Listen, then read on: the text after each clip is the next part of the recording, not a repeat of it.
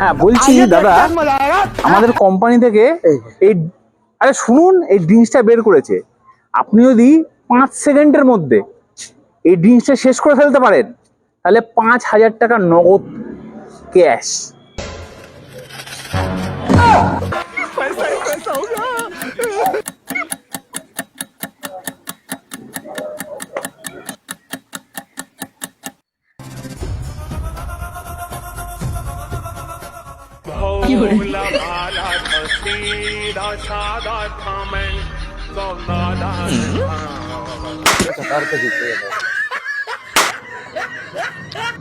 लेकिन एक सेकंड